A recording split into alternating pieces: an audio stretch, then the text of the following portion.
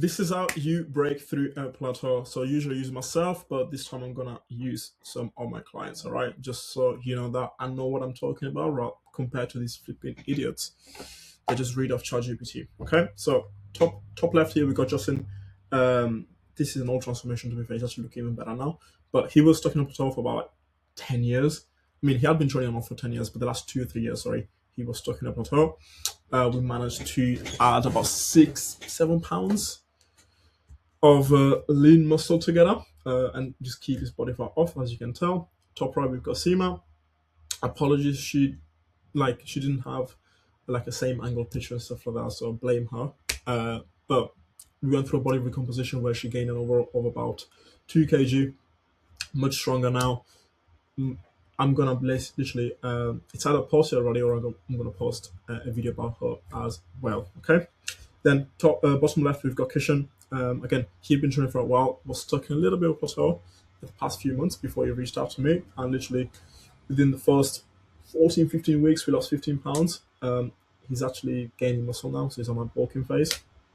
So really good. And then on the bottom right, we've got Rohit. Again, he had been training for a while, but stuck in a plateau for about 2, 3 years. Strength wise, wasn't getting stronger. Physique wise, was just stuck there.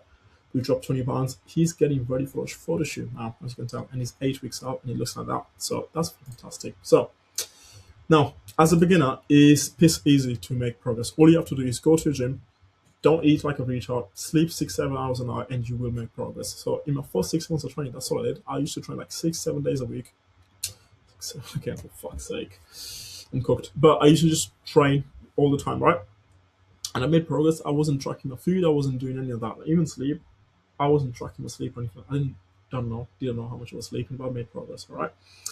However, this will only last for about 6 to 12 months for 99% of people, unless you have amazing genetics, which if you're watching this video, you probably don't have. Because if you've got amazing genetics, you're making progress over time, you would not be watching a video about how to get back on making progress. Right? That would be maybe not stupid, but maybe try and learn something. But most people wouldn't do that. Now, after the beginner stage, you need to dial things in better. Dial things in, yeah. And that's what we're going to talk about in this video. So we're going to talk about 3 things, and I want you to score yourself out of 10 on every single one of these. If you're below 21, you will be stuck in a plateau forever, or you will reach one too, because you just need to do things, all right? If you don't do those things, you're going to be stuck, or will be stuck. Nice, okay, let's go. So, training, the biggest issue, right? The biggest bottleneck or things that we have to improve on when someone joins me, 8 out of 10 times is training intensity. Most people are not training hard enough. They're not training to failure or even close to it. Close to failure is like leaving 2 or 3 reps in a tank or 1 rep in a tank. And sometimes clients come to me and I ask them, for training footage when they first join. And it's like they've got like 5 reps left in the tank or 6 reps left in the tank. As a beginner, yes, you will make progress, but once you go past those first 6 to 12 months, nothing's going to happen. All right. As a natural athlete, I don't want to say an athlete, but like as a natural person, someone who does not take care of steroids, it's necessary, super necessary for you to train to failure or at least close to it. All right. To either build muscle if you want to gain muscle, or to maintain muscle if you're cutting down. All right. Now I'm going to put some examples now in the next slide. What training to failure actually. So whoa. What the fuck?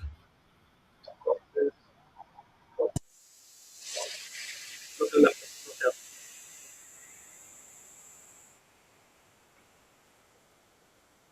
So I did that rep. A lot of people would just stop there.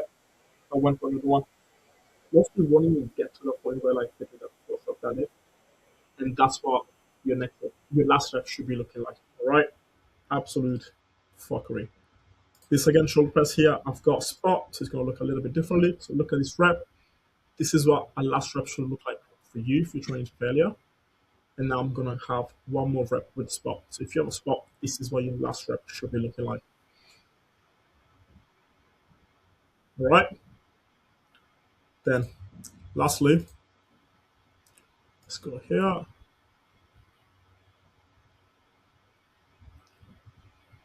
That's fine.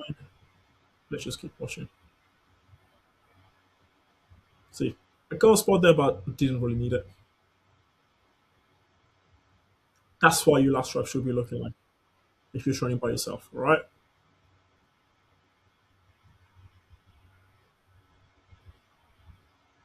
right? And that's if you've got a spot. Lovely. Now, my skin was, my face was a bit frozen. Should be fine now. All right, training. So again, make sure you have good form. Make sure you have good control. Make sure you're using good mind connection. It's not so much about moving weight at this stage, rather than actually using weight. So you can, like, there's loads of guys who bench 120, 130, 140 kilos, even more than me, but the chest looks like shit. That my chest looks better, and like my max bench is like 110. So it's not a lot. All right. Progressive overload is really cool, but your muscles do not know that last week you did 9 reps and this week you did 8. All they know is tension. All right. So yes, you want to progress right every few weeks, but don't be so like obsessed about it. As long as you're training hard to your failure, as long as you have good form, you feel the muscle, you have good control of each rep, you're doing everything you got to do. All right. So score yourself out of 5 here because there's another bit of training that we're going to talk about, which is cardio. So do your cardio and 10k steps a day, which I shouldn't even say it, right? Whenever I do less than 10k steps, I don't feel as good as I do when I do 10k steps, a little bit more, right? So I hate doing cardio. I hate just doing the steps as well and all that shit. I hate it myself. But apart from like on top of improving my recovery and my nutrition, cardio has had the biggest impact on my progress, all right? Because I was sucking up myself as well. I always trained hard. My nutrition could have been better, recovery could have been better. I've improved them, and cardio wasn't doing it. When I started doing cardio on a consistent basis, I everything improved. And this is why it helps. You will live longer. So if you have a low resting heart rate, you will live longer. You just will. That's science. That's proved. You will feel better. Sometimes, you do a cardio session, or you go on a long walk, or you go for a run, or you play football with the boys, or whatever it is. You feel better after that, right? Unless you injured yourself, which is very sad. But you will feel better. You're like, oh, this is sick, man. I love this feeling. Great. You will manage stress better and build a higher stress tolerance, not just from a training perspective, but overall life. Because if you're doing things that bring your heart rate up, all right, that will naturally lower your resting heart rate. If your resting heart rate is low, that means you are not stressed, basically. All right. So when stressful things happen, because your baseline level of stress is already low, you will manage that better. And because your baseline level of stress is low, you've got more room to handle more stress. That's training and life overall. All right. I feel it myself. If I have a week or two where I don't do martial arts, I stress much more. It's easy for me to get stressed. I get a little bit more moody. I'm more snappy. But when I'm doing it, I'm much better. I'm calm. I did the martial arts today. I did like a 1 hour padlock session. And I feel fantastic. I'm chill. All right. Nothing's bothering me right now. A little bit, this screen recording is fucking freezing. That's pissing me off a little bit. Then your recovery will be better. Just because your resting heart rate is lower, your stress levels are lower. So as a consequence, your recovery will be better. Your digestion will be good. So especially if you're bulking up, you get to a point where you eat a lot of food. Doing cardio will improve your digestion. And appetite levels will be at a sweet spot. Sweet spot is when you're feeling a little bit hungry but not starving, like that little bit of hunger that you can manage quite easily. That's perfect because you're not overfeeding yourself and then you're just feeling sluggish, you're feeling bloated, brain fog, and you're not to a point where you're starving and all you think about is food. Right? So right now I'm feeling a little bit hungry. I'm like my hunger levels are like a 7 out of 10, 6, 7 out of 10. Again, fuck's sake. But this is a sweet spot because I could eat a meal now, but I could also not eat a meal and just get to work. All right, I feel great. And then if it burns calories, so if you're fatty, you can eat more and do cardio. Do you know what I mean?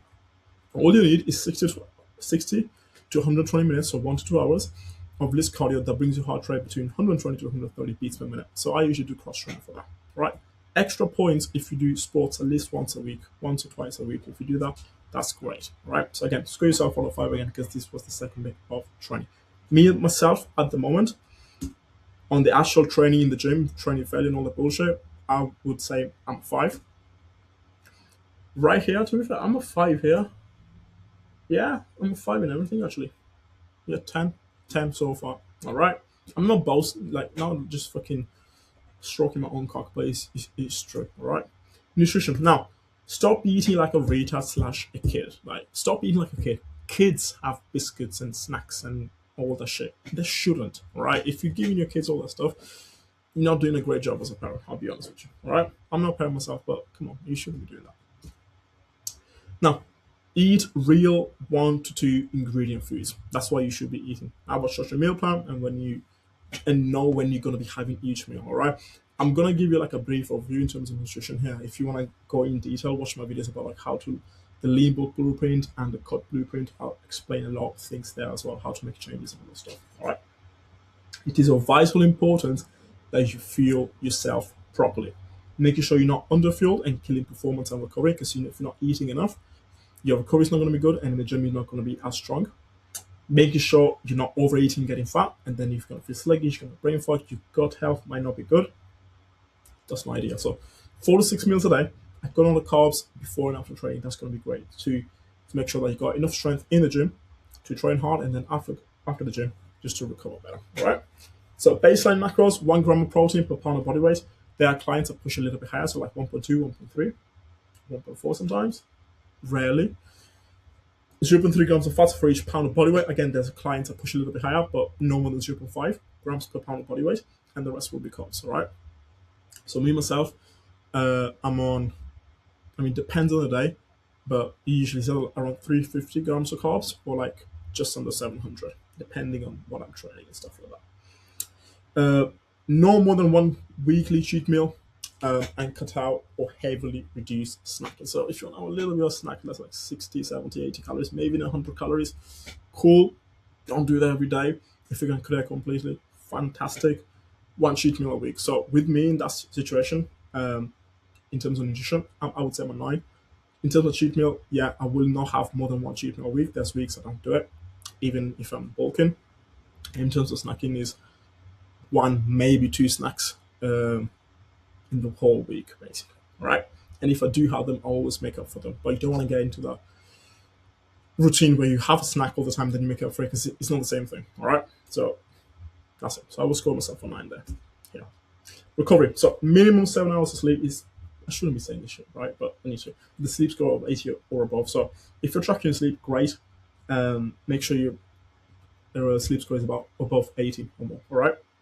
Something else that you can do as well is track your HRV, which is about recovery. The higher it is, the better. So you want to have your HRV to be at least like 50 minimum, right? If you're below that, you're not recovered enough. Spend time relaxing / doing nothing, because when you do nothing, you're not doing anything, which means that you're not using mental and physical energy, which means that you're recovering. Simple, right? And relaxing. Bring your heart rate down, as I said before. Do not overtrain, do not undertrain. How do you know if you're overtraining? Most people watching this are probably not overtraining, they're just under recovered. If you just keep doing the same thing that you do in the gym, but you just sleep an extra hour, you will be fine. All right. I train 7 days a week. 5 days I do gym. Twice I do martial arts, and I'm recovering quite well. But yeah, that's it. If you will know if you're under recovered, let's say you do a hard session, right? And then after the session, maybe if it's legs, I understand, but if it's like an arm day or a chest, and after the session you just feel fucked, you don't want to do anything, you cannot focus, all you want to do is just sleep or fucking die, then let's say that you had a good night's sleep, the next day you feel the same, okay, you're probably either overtraining or under recovered. Most people, they're under recovered. Do not undertrain. Undertraining is you go to a gym, you train, and you feel nothing after, especially if it's like you have a hard leg day and then you feel no fatigue, you're fine. You should be a little bit cooked up for legs. Take a week off every 3 to 6 months or do a deload. Me personally, like, depends how I feel, but it's like a 50-50. Like 50% of the time I'll do a deload, 50% of the time I'll just take a week off. If you need to let yourself go a bit every 3 to 6 months, do that. For me, it's more so like every 6 months. Whereas I'll take a week off training and I just might go a little bit of a bender, but not eating as much, like 2 or 3 meals, but shit food. So calorie wise, I'm still there. But I'm still eating shit and drinking. All right. Some supplements I recommend are vitamin D3, magnesium, creatine, omega 3s. Again, this depends on the person, so I'm giving you a little bit of an overview here, but it depends on each person. All right. On top of that, you can have massages, ice baths, sauna, etc. I do have massages mostly when I'll be fucked up. I wouldn't say injured, or when I'm injured. All right. Ice baths and saunas, never done them, so I don't know how they are. Score yourself out of 10. Here myself, I give myself like a 7 because I don't get 7 hours every single day. Stretch mobility once a week, I didn't mention it, but You want to do minimum once a week. I did it like 3 or 4 times. I usually do once or twice, so it's acceptable. That's why I call myself 8-7. Then like, subscribe, comment, share, and save. I'll see you in the next one. Bye.